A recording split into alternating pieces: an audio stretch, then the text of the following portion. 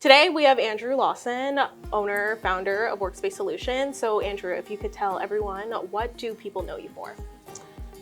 People know me for corporate real estate strategy for the most part. I've spent most of my career working with end consumers of Workspace, executing like workplace transformation projects for big companies like Under Armour, BMO, RBC, Sunlife Financial. So yeah, most people would know me for that.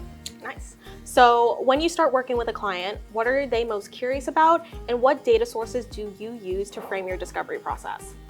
What are they most curious about?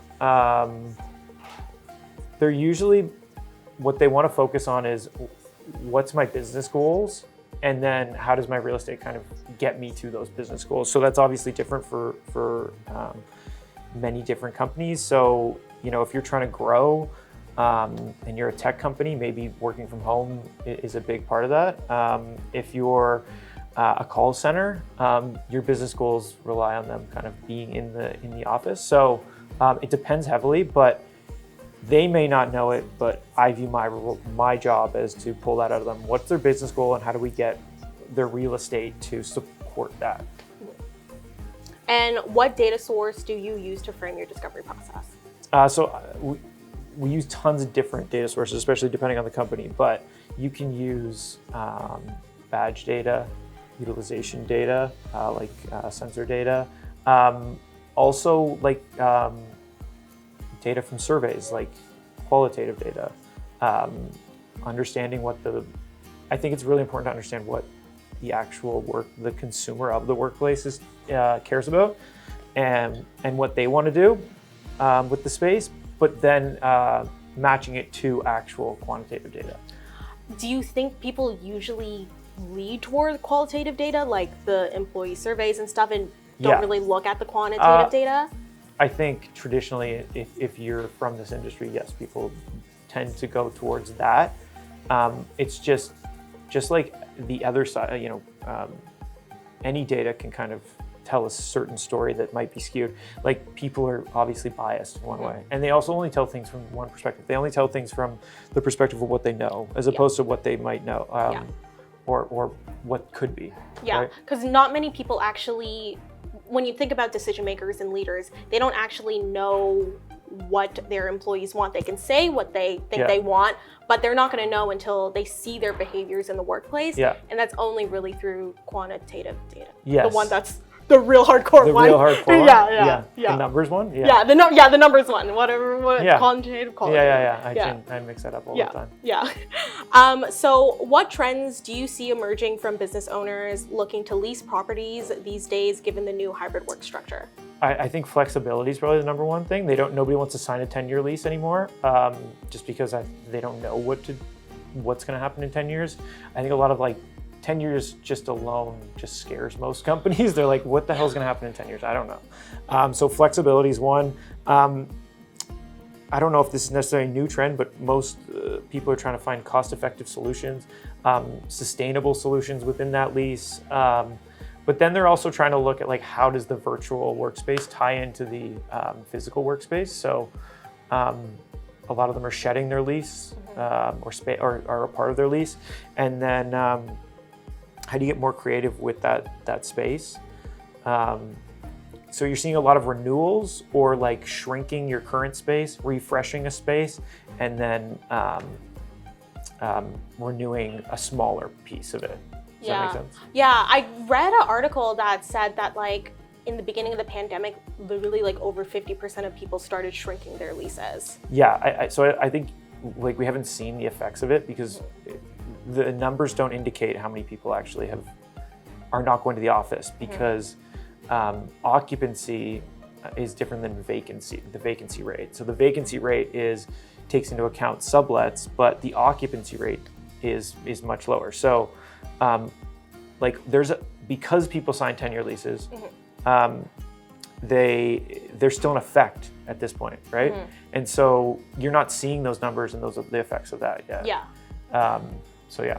That makes sense. Well, what you were saying about flexibility and trying to do the future for that, I'm going to move on to my next question of, do you believe that we can really future-proof corporate real estate, and what does that exactly mean to you? So, yeah, I don't think you can, just because like, I don't know how you can future-proof almost anything, and nor would you want to. Like, I guess you could, but then you would just actually end up in a bad place because you're just slowly going, like you're stagnating probably, right? Because you're just gonna have the same thing over and over again, and that's not how life works. Life is change. Yeah, and there's always never gonna be a one-size-fits-all solution. Yeah. People, like with the whole hybrid work, people are just thinking, oh, like I'm just gonna do this now and it's gonna benefit me in 10 years from now. Yeah. When that's not the case. Yeah.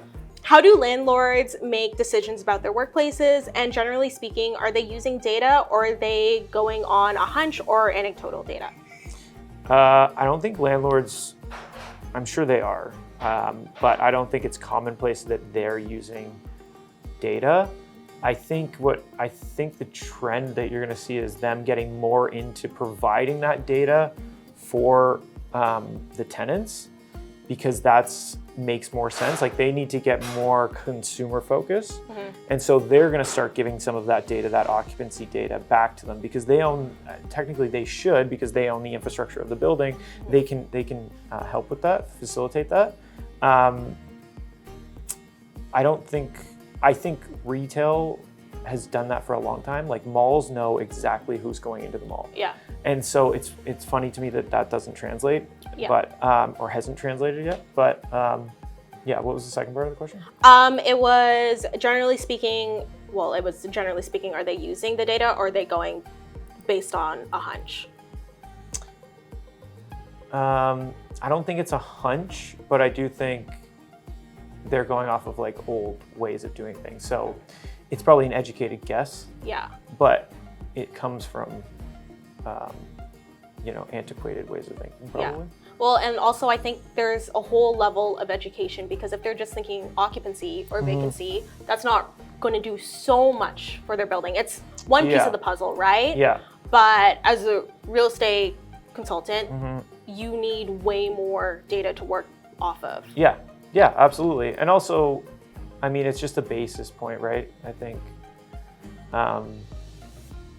they should be using, like, every building should be built with data if you're going to do it now, and I think most of them probably are. But it's the older buildings, right? It's like the Class B buildings that were built in like the 1980s. Those ones need to be retrofitted with data. Yeah. If they don't get demolished. If they don't get demolished, he says.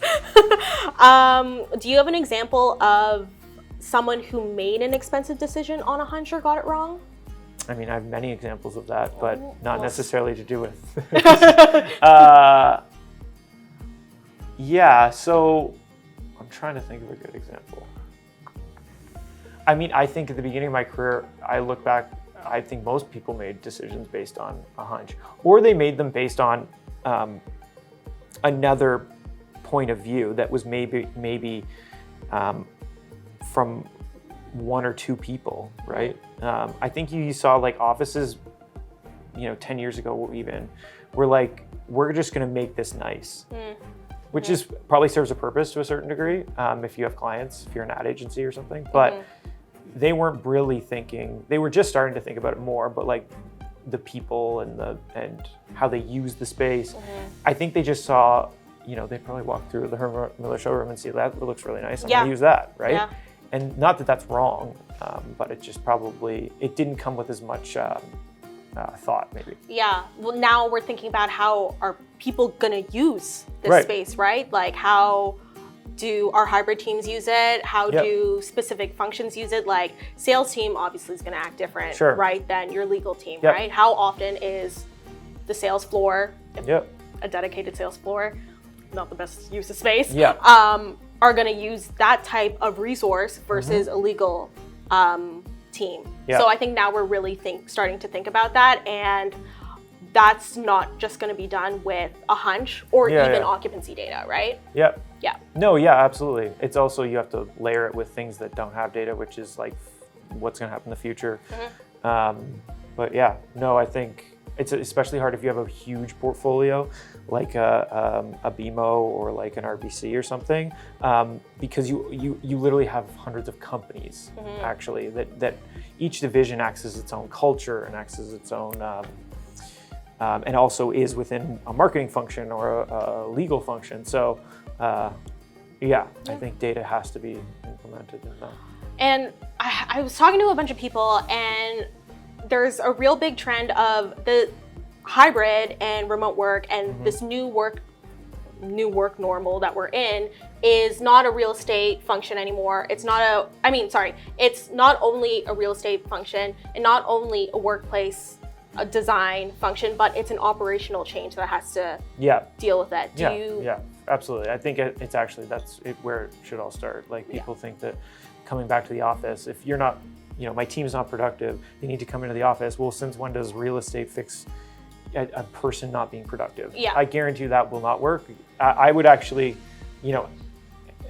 speaking from as a real estate consultant, if I was running these teams, I would invest first in my management team, and then I would invest in the real estate, because that doesn't make any, like, your real estate just won't fix that problem whatsoever. And it won't make, to a certain degree, it won't bring back your employees to the office if the management doesn't take care of it, and if they're not also seen in the office as well.